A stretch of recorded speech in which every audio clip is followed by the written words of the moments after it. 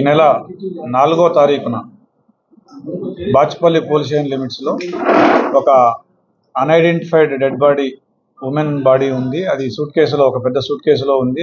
అది కూడా ఒక అబాండన్డ్ ప్లేస్లో ఉంది అని చెప్పేసి బాచ్పల్లి పోలీస్కి ఒక సమాచారం వచ్చింది.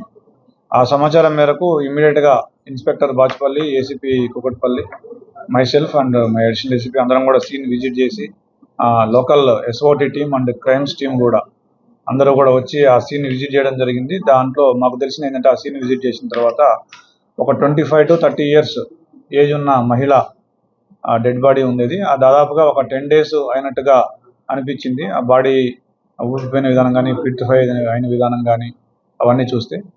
సో దాంతో ఆ కేసుని మా గౌరవ సిపి గారి అవినాష్ మోహంతి గారి ఆదేశాల, సైబరాబాద్ సిపి గారి ఆదేశాల మేరకు ఆ కేసుని ఛాలెంజ్గా తీసుకున్న పోలీసులు, ఎస్పెషల్లీ ఎస్ఓటీ డీసీపీ శ్రీనివాస్ గారు, అదేవిధంగా అడిషనల్ డీసీపీ గారు, వాళ్ళ టీం అందరూ కూడా, అదేవిధంగా లోకల్ పోలీసు కూడా ఈ కేసుని ఛాలెంజ్గా తీసుకొని దాంట్లో వచ్చిన క్లూస్ని బట్టి ఇమ్మీడియట్గా within 48 hours of the case బయటకు వచ్చిన 48 hours ఆ కేసుని డిటెక్ట్ చేయడం జరిగింది సాంకేతిక ఆధారాల సహాయంతో.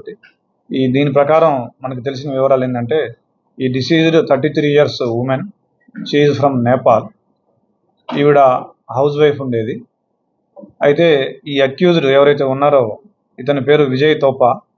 ఇతను కూడా నేపాల్కు చెందిన వ్యక్తి. నేపాల్లో గాల్కోట్ అనే ఏరియాలో బాగ్లుంగ్ అనే జిల్లాకు చెందిన వ్యక్తి.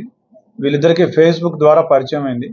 దాంతో ఆవిడ ఏప్రిల్ నెల 15వ తారీఖున ఇక్కడికి వచ్చి ఇతనితో పాటుగా సహజీవనం చేస్తూ ఉంది.